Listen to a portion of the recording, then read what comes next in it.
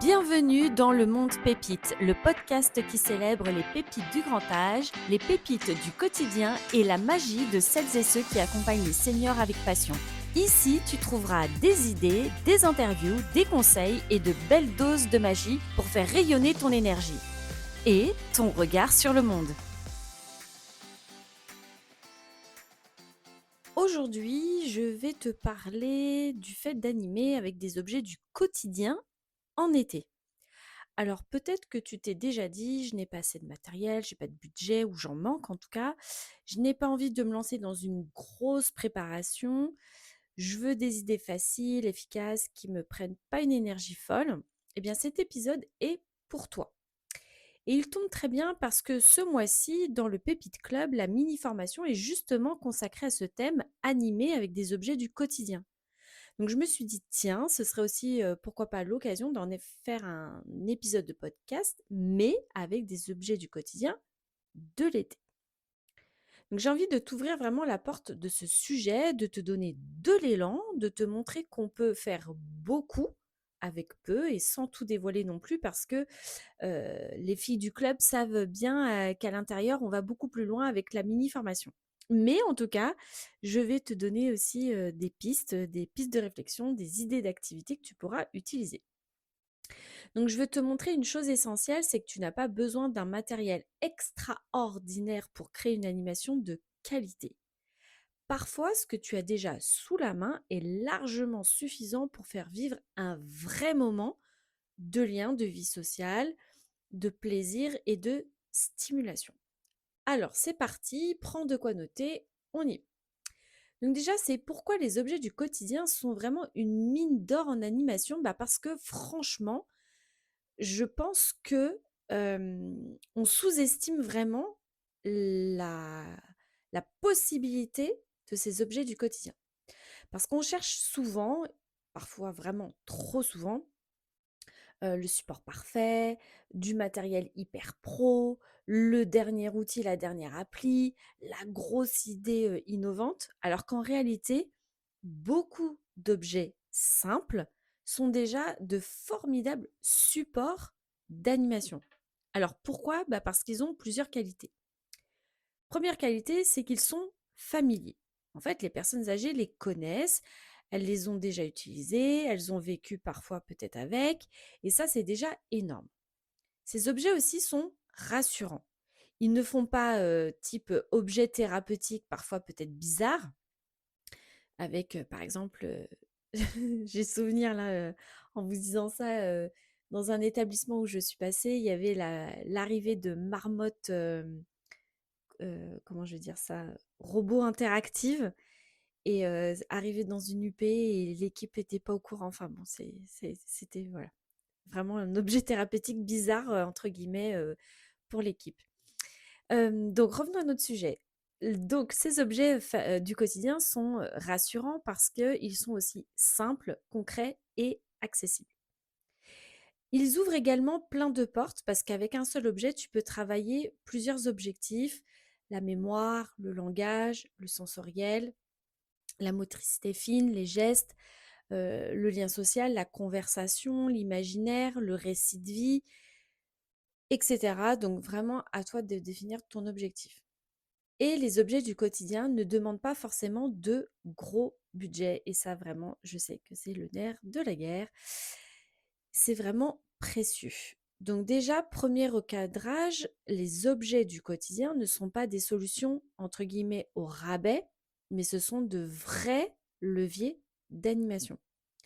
Et alors pourquoi l'été, c'est vraiment une saison hyper intéressante, et parfaite pour ça en animation? Parce qu'il y a, j'ai envie de dire, tout un imaginaire collectif, autour de la chaleur. Et en France, on sait que là, on a connu une grosse vague de chaleur là ces derniers temps.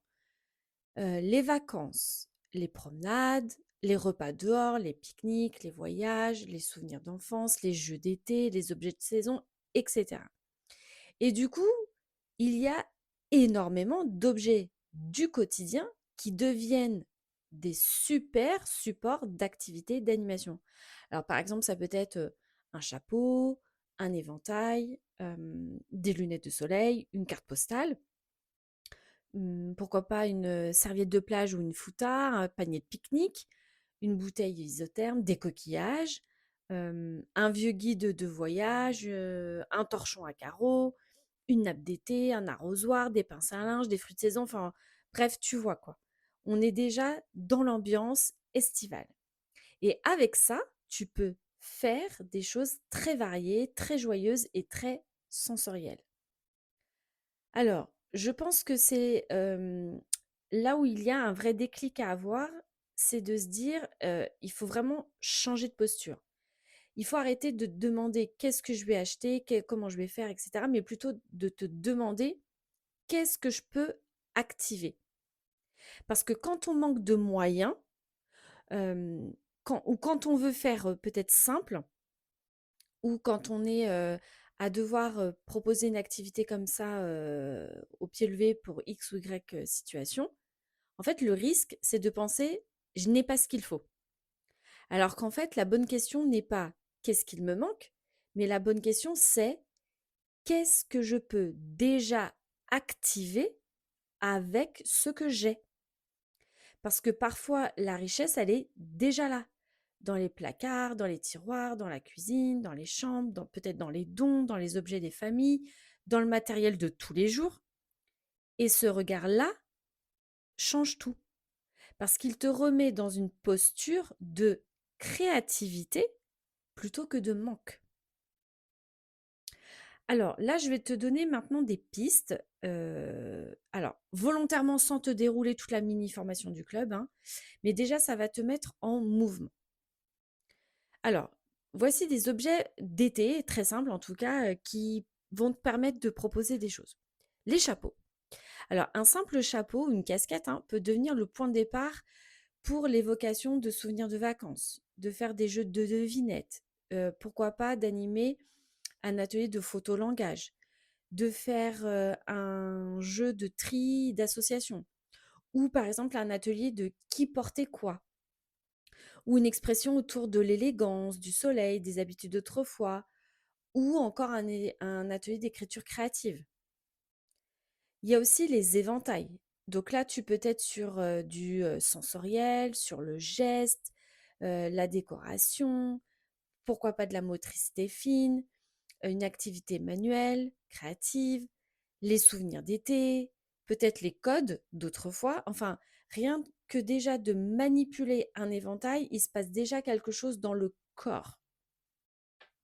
Ça peut être aussi avec une chorégraphie de danse adaptée, par exemple. Les lunettes de soleil. Alors ça, c'est très sympa pour créer du rire, faire parler, associer à des photos, jouer avec les styles, lancer des discussions sur les vacances, la plage, la mode, et puis petit clin d'œil pour le photobooth, les photos souvenirs. Autre objet, les cartes postales. Alors là, franchement, ça, c'est une pépite. Donc, tu peux travailler la mémoire, les régions, les voyages, l'écriture, l'observation, les souvenirs, le langage. C'est vraiment hyper adaptable à tous les publics. Autre objet, le panier de pique-nique. Alors, rien que de sortir un panier peut créer une ambiance. Donc, tu peux faire un jeu d'objets à retrouver. On glisse les mains dedans. Ça peut être, également une animation sensorielle, une évocation de repas, et de pourquoi pas d'organiser même un pique-nique, hein, un repas en extérieur. Ou, ça peut être aussi, de travailler en plusieurs étapes et par exemple de, préparer symboliquement un pique-nique. Voilà, méthode, Montessori. Dernier, alors objet mais sans être des objets, ce sont les fruits d'été. Donc abricots, pêches, fraises, cerises, melons. Donc là, à coup sûr, hein, c'est du pur bonheur, des pures pépites pour les sens, les souvenirs, les goûts, les odeurs, les couleurs, les recettes. Là, tu peux y aller, hein. Donc, et en plus, tu peux lier ça à la saison, à la météo, au jardin, à la cuisine. Donc voilà pour ces premières idées, premières pistes. Donc vraiment, ce qui fait la différence n'est pas l'objet, c'est vraiment la manière dont tu vas les utiliser et dont tu vas les utiliser pour animer. Parce que un objet seul, ce n'est pas magique, hein, d'accord, hein? Ce qui crée la magie, c'est toi. La façon dont tu vas le présenter, le cadre que tu vas poser, les questions que tu vas amener, l'ambiance que tu vas créer et donc finalement toute l'intention qui va être derrière. Parce qu'un éventail posé sur une table, c'est pas une animation, hein, d'accord? Mais un éventail introduit avec une ambiance d'été, une musique, une invitation au souvenir, une question sensible, un geste, un échange, etc. Là, tu crées quelque chose. Donc, ne sous-estime jamais ton rôle parce que l'objet n'est pas la finalité. Il est la porte d'entrée. Alors, ce que j'aime aussi avec l'été, c'est qu'on peut vraiment s'appuyer sur les sens. L'été, vraiment, c'est la saison parfaite pour le sensoriel. Et ça, c'est précieux, notamment alors en unité de vie protégée, au PASA, également à domicile, avec des personnes aussi qui sont peu dans la communication verbale, avec des personnes qui ont du mal aussi à rester concentrées, qui déambulent. Bref, l'été, tu peux jouer sur le chaud, le frais, les odeurs, les fruits, les tissus légers, les sons d'ambiance, la lumière, les textures. Là, vraiment, à toi de trouver des objets du quotidien euh, liés avec les cinq sens et franchement qui deviennent euh, euh, moteurs parce que ça devient hyper intéressant parce que là, vraiment, autour des objets, tu peux travailler les cinq sens. Alors parfois, il n'y a même pas besoin d'aller vers quelque chose de trop compliqué, hein. Une jolie installation, un objet bien installé, bien posé, avec un rythme dans l'activité. Et là, voilà, hein, tu as ta base, hein. Alors pourquoi ces animations marchent aussi bien pour moi, hein, il y a trois vraiment grandes raisons pour les objets du quotidien. C'est que déjà, ces activités, ces animations ne font pas peur. Donc, les objets, comme ils sont du quotidien, vont être familiers. Et ils ne mettent pas la personne en échec. Et quand je dis ils ne font pas peur, c'est aussi qu'ils ne font pas peur aux professionnels qui doivent proposer une activité, une animation. Autre raison, c'est que ces objets réveillent les souvenirs, puisque le quotidien est rempli de mémoire. Et troisième grande raison, c'est que ces objets du quotidien vont permettre une vraie adaptation. Donc ces animations d'utiliser les objets du quotidien, tu peux aller travailler le langage, le sensoriel, la manipulation, l'observation, le souvenir, et même d'aller jusqu'au rire. Et ça, c'est hyper précieux parce que tu peux ajuster aussi selon l'état de fatigue des personnes que tu vas accompagner, selon les troubles du comportement, selon le niveau cognitif, en fonction bien sûr à la base du temps disponible, du lieu, de la taille du groupe, si c'est un individuel, petit groupe, grand groupe, etc. Alors par contre, attention quand même, parce que bien sûr, il faut euh, être précautionneuse quand même, parce que même si tu as des objets simples, il y a quand même 2 ou 3 pièges à éviter. Alors, premier piège, erreur à éviter, c'est de vouloir trop en faire. Parce que l'été, moins, c'est souvent mieux. Parce que, oublie pas, plan bleu, il peut faire canicule, grosse chaleur. Donc, un ou deux objets bien exploités, ça peut suffire. Attention aussi de ne pas aller trop vite. Il faut laisser le temps de regarder, de toucher, de manipuler, de sentir et surtout de laisser raconter. Autre erreur, mais ça c'est du classique, veiller à ne pas infantiliser. Donc un objet simple, attention, ça ne veut pas dire prendre un objet style seau de plage pour enfants. Voilà. On ne fait pas une animation auprès des enfants. Là, on parle d'adultes, personnes âgées. Donc, tout va dépendre aussi de la façon dont tu amènes les objets. Tu peux, par exemple, leur faire découvrir le pistolet à eau ou les objets qu'on peut utiliser pour faire de la brumisation. Mais voilà, attention à la façon dont tu as amené de ne pas infantiliser. Et dernier point, dernière erreur à éviter, c'est n'oublie jamais ton intention. Attention à ça, parce que si tu ne sais pas ce que tu veux faire vivre, donc ton objectif, ton intention, l'animation peut vite devenir juste finalement une manipulation d'objets et sans âme. Donc n'oublie jamais ton intention. Alors ce que j'ai envie de te dire à travers cet épisode, c'est que tu as le droit de faire simple, tu as le droit de ne pas chercher l'extraordinaire à chaque fois. Tu as le droit de t'appuyer sur le quotidien et surtout, tu peux créer de très beaux moments avec des choses toutes simples. Parce que parfois, ce qui touche le plus, ce n'est pas le matériel sophistiqué, c'est le souvenir qui remonte. C'est le regard qui s'éclaire. Ça peut être aussi un sourire, une phrase qui surgit ou la sensation qui est reconnue. Donc ça, vraiment, dis-toi bien qu'un objet du quotidien peut déclencher tout ça très facilement. Donc si aujourd'hui ce sujet, t'intéresse et parce que moi, il me tient particulièrement à cœur en tout cas, c'est aussi parce que, comme je te le disais en début d'épisode, c'est, le thème de la mini formation du mois dans le Pépite Club. Donc dans le club, on va évidemment aller beaucoup plus loin avec des idées détaillées, des façons d'animer, des pistes concrètes, avec des exemples adaptés selon, le terrain.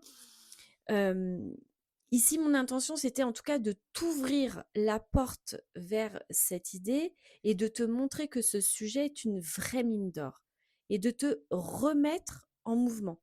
Donc si tu en as envie, de découvrir le club et pour aller plus loin, de gagner du temps, d'être guidé et surtout d'intégrer un super groupe, une super communauté, de pépites, bien sûr, tu sais où me trouver. N'hésite pas à me dire et à nous rejoindre. Donc aujourd'hui, j'aimerais que tu repartes avec une idée simple. Donc choisis un objet du quotidien, estival et tu verras que ça va t'amener des pépites d'animation. Parce que l'été, c'est vraiment une magnifique saison pour, faire parler ces objets du quotidien. Donc la prochaine fois que tu verras peut-être un chapeau, un éventail, une carte postale, un fruit, un panier, une serviette ou même une paire de lunettes de soleil, ne te dis pas juste: «C'est un objet», mais demande-toi: quelle animation, quelle activité, quel souvenir, quelle émotion, quel lien cet objet peut-il ouvrir? Donc n'hésite pas à venir à me dire en commentaire ou en message, hein, quel objet du quotidien, toi, t'inspire peut-être le plus pour une animation d'été. Merci d'avoir passé ce moment dans le monde pépite. Pour ne rien manquer, pense à t'abonner, à laisser quelques étoiles et à partager cet épisode autour de toi. On se retrouve très vite pour une nouvelle dose d'idées, de magie et de pépites à semer dans ton quotidien.